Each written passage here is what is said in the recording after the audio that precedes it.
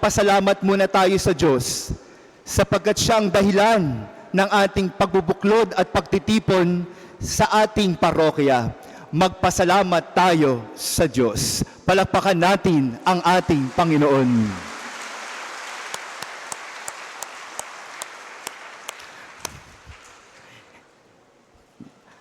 Simula pa po kanina, alas 7 ng umaga hanggang alas 8:30, ang mga tao, hindi ko ba alam kung sinong nakikita. Kuha ng picture, kuha ng kurot sa mukha. Ako lang to, si Father J. At nakakatawa naman at nakakataba ng puso, hindi nyo pa rin ako nakakalimutan. Salamat po. Tama nga ang sinabi ni Father Job, pumunta ka rito. Please, miss na miss ka na ng mga tao. Kaya napaunlakan ko ang aking formator na si Father Job. Kaya inayos ko ang schedule. Sabi ko kay Father Provincial, hindi muna ako dyan sa shrine. Dito muna ako sa minamahal kong Santo Niño. Sabi naman ni Provincial, sige, ako na lang muna ang kukuha ng mga schedule dito sa Silang, Cavite. Ay, Amen. Merry Christmas! Happy New Year! O ba't parang wala ng sigla? Parang wala ng buhay? Parang nawala na? Wala na ba? Pasko pa po! Ito ang katapusan ng Pasko, ang pagbibinyag kay Jesucristo.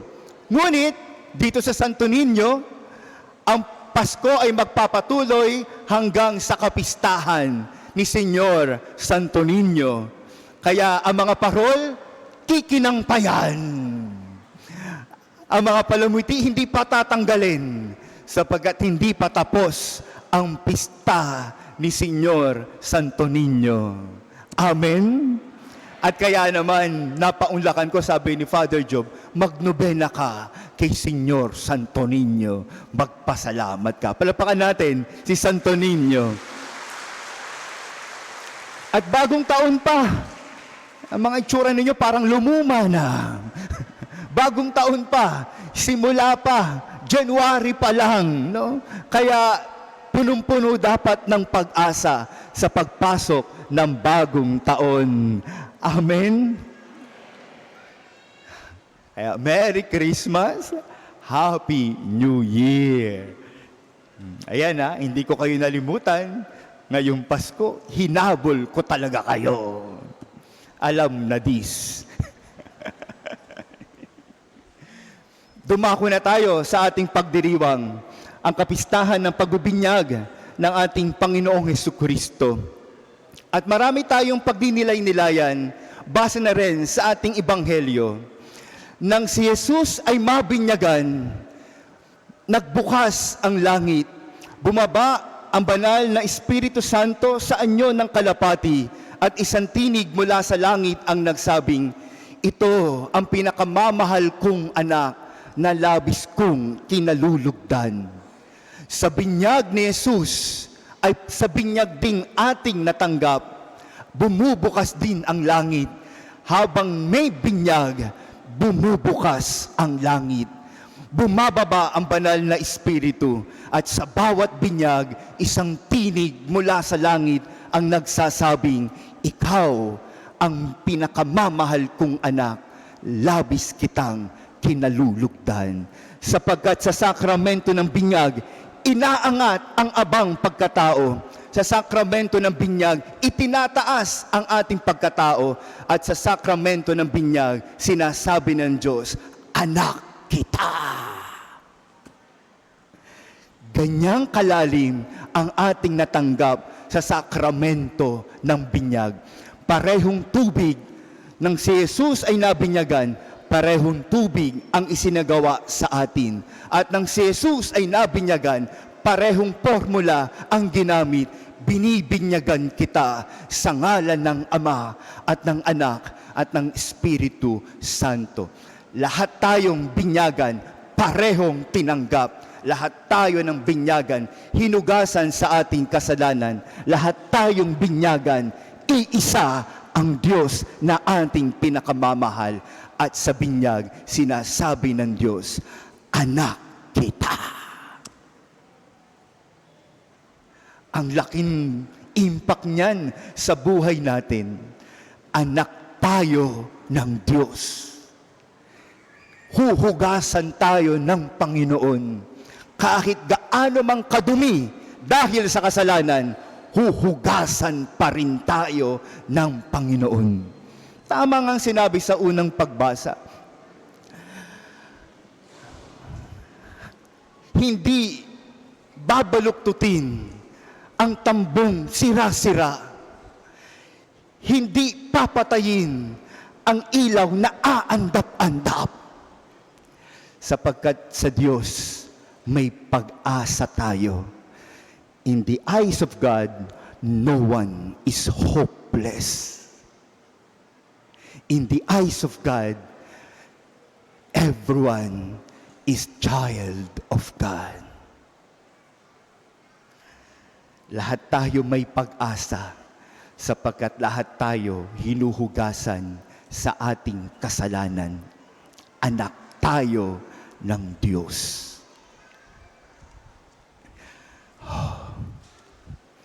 Pakitignan ang inyong katabi kung mukhang anak ng Diyos.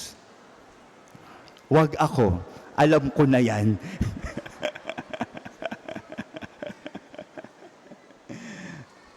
Kaya pakisabi sa iyong katabi, anak ka ng Diyos. Hindi ka anak nino man. Aangkinin ka ng Diyos. Yayakapin ka ng Diyos. Itataas ka ng Diyos. At para sa iyo, ibubukas ang langit para sa iyo. Gandang pagnilayan yan. Kasi minsan nalilimutan nating tayo'y anak ng Diyos. Hindi tayo anak ng SM. Hindi tayo anak ng Jollibee. Hindi tayo anak ng internet. Na kapag walang wifi, oh my gosh, I'm gonna die. Buti pa ang wifi, kapag wala, mamamatay ka. Pero kapag ang Diyos wala sa buhay mo, okay lang. Hindi ka para sa wifi, ika'y para sa Diyos. Hindi ka anak ng sama ng loob. Ba't ang iba parating nagkikimkim ng sama ng loob? Hindi ka anak ng galit. Hindi ka anak ng demonyo. Kaya wag mong sasabihin sa iyong anak, demonyo ka. Wag. Kahit gaano kawalang hiyang iyong anak, anak pa rin yan ng Diyos. Wag mong sasabihin sa ibang tao, kampon ka. Wag. Dahil isang paglapastangan yan sa Diyos. At kung tayo'y anak ng Diyos, sino ang ating mga katabi? Mga kapatid natin kay Kristo. Kapatid mo yan kay Kristo. Huwag mong gagawan ng masama. Kapatid mo yan kay Kristo. Huwag mong pag-iisipan ng masama. Kapatid mo yan kay Kristo. Kaya pakisabi sa iyong mga katabi, kapatid kita. Ayusin nyo. Ang hindi magsabi, kukunin na kagad ni Lord.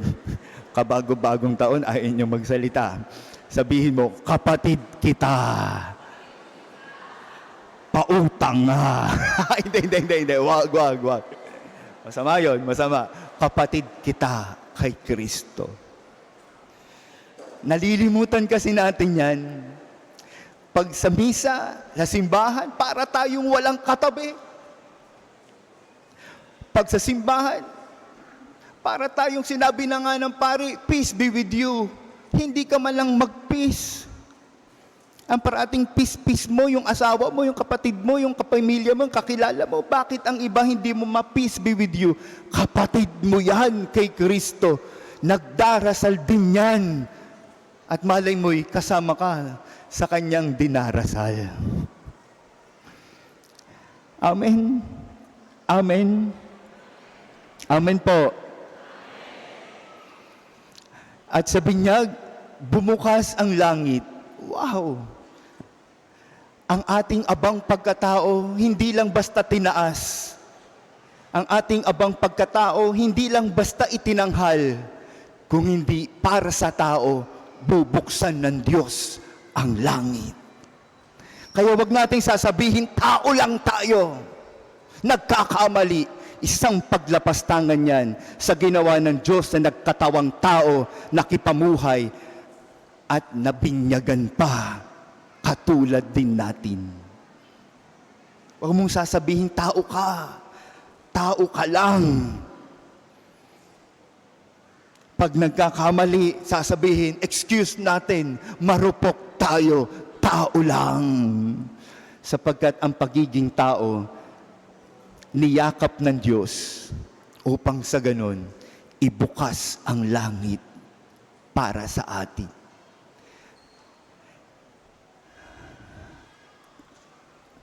Sino pong gustong pumunta sa langit? Taas ang kamay. Lord, tignan mo. Ayaw niyong magtaas. O, ba't binababa niyo kagad ngayon? Agad-agad. Wow.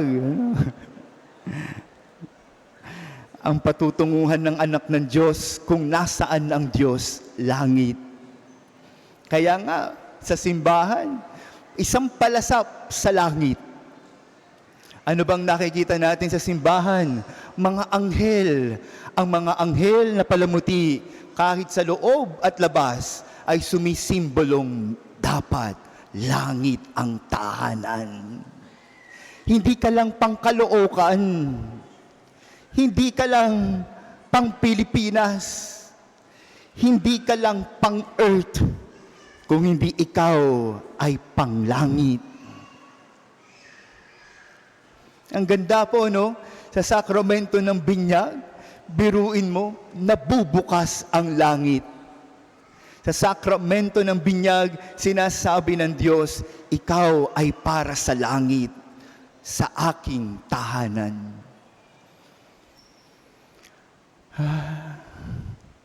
Ang iba ayaw pumasok sa langit.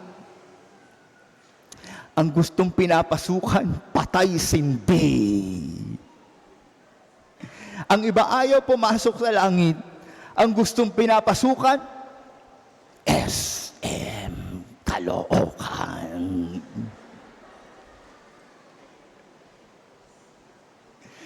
Tignan natin ang mga palamuti sa simbahan, ng mga santo at santa, mga nasa langit. Si Santo Niño, nasa langit. Ang Diyos, kasama ni Santo Niño, ang kanyang ama, nasa langit. Ang mahal na Birhen, sa Lazaret, nasa langit. Lahat sila nasa langit. Sinasabi, ang simbahan ay palasap ng langit. Hindi ka lang pang mundo. Hindi ka lang pang dito. Ang tunay na tahanan, ibubukas ng Diyos sa langit. Amen. Amen. Langit, sakramento ng binyag, langit ang ipinapalasap. Kaya nga pinapatawad ng Diyos ang ating mga kasalanan. Hindi tayo anak ng kasalanan. Anak tayo ng Diyos na nasa langit. Minsan ang alam natin, birthday natin. Ang alam natin, anniversary, wedding anniversary. Ang mga may nobyo at nobya, mansari. Sige, nagmamansari. Kahit maghihiwalay na, mansari pa rin. Pero yung petsa ng binyag, hindi natin alam kung kailan tayo nabinyagan. Sapagkat hindi natin binibigyang importansya ang binyag. Makikita mo na lang sa binyag minsan, ang unang binibigyan ng konsiderasyon sa binyag, pagkain. Ilan ang pakakainin? Ang unang binibigyan ng konsiderasyon sa binyag, ang mga ninong at ninang. Ilan ang ninong at ninang? Pero pagdating sa pangangaral sa binyag, ayaw pakinggan kasi ang nasa utak ang mga gagawin pagkatapos ng binyag. Kaya minsan, panagbigyan, ano pangalan ng bata? Volkswagen. Bakit Volkswagen ang pangalan ng bata? Yan po ang favorite ng tatay niya. Sasakyan, Volkswagen. Volkswagen pala. Amin ang gasolina. Hindi holy water ang kahit ang pangalan, hindi binibigyang importansya. Kaya tinatanong sa binyag, anong pangalan ng bata? At bago binyagan, sa ngalan ng Ama at Anak at ng Espiritu Santo. Dahil sa binyag, binibigyan tayo ng pangalan dahil inaako kang anak ng Diyos. Ang galing, no? Hindi ba ganun naman? Kapag ikaw ay anak, may pangalan ka. Hindi ka masasabing anak kung wala kang pangalan. Ganon kahalaga ang binyag. At yung mga ninong at ninang, sila'y tagapangalaga at maglalaki sa pananampalataya. Kaya ang aking sinasabing mga pare, sana man lang, kapag pipili tayo ng ninong at ninang, hindi porket kaibigan mo at malaking binibigay, gagawin mo ng ninong at ninang. Ano yan? Fundraising? Paramihan? Kung hindi ang ninong at ninang ay magsisilbing pangalawang magulang sa pananampalataya. Kaya minsan nalulungkot kami, mga pare. Kasi sa binyag, wala ang ninong at ninang. Pag sa kainan, nadyaan ng ninong at ninang. Ano ba yan? Mga patay gutom ba yan? Hindi ba kumakain sa bahay yan? Di ba dapat ang importante sa binyag na doon ka tumatayo at may kandila. At ang kandila ay sumisilbing liwanag ni Jesus. Tatanglawang kita sa liwanag ni Jesus. Aakayin kita papunta kay Jesus. Hindi. Minsan ang ninong at ninang saan nakikita? Sa inuman.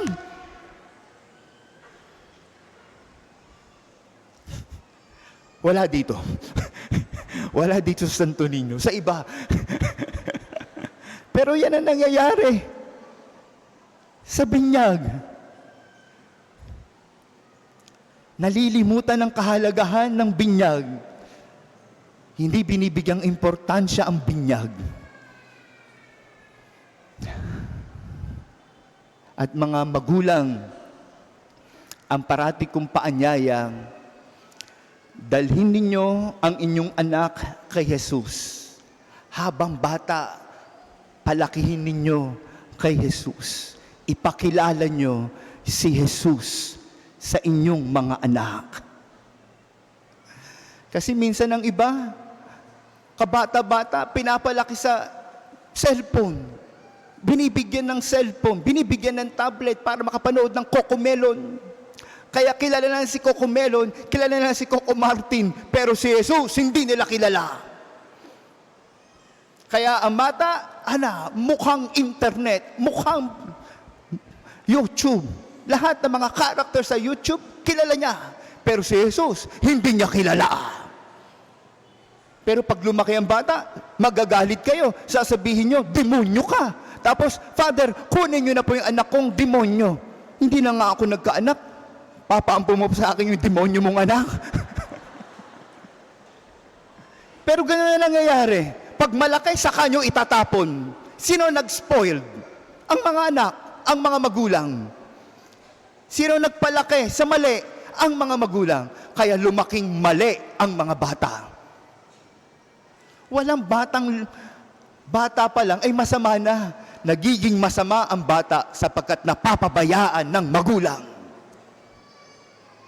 Kaya hayaan nyo ang bata sa simbahan. Kahit maingay, kahit umiiyak, hayaan nyo. Minsan sasabihin, ayan si Father, gumilos ka.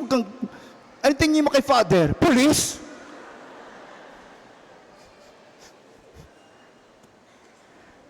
Ano tingin mo kay Father? Monster? Mukha ba tong monster? Ang tinig ng bata sa loob ng simbahan, mga anghel yan. Hayaan niyong mag-ingay, sapagkat yan ang papalit sa atin kapag tayo'y nawala na. Okay lang maglaro ang bata basta sa loob ng simbahan. Hindi yan disturbance sa ating pananampalataya. Mga anghel yan na naglalaro. Pero kapag ang mga matatanda naglalaro sa loob ng simbahan, mga demonyo yan.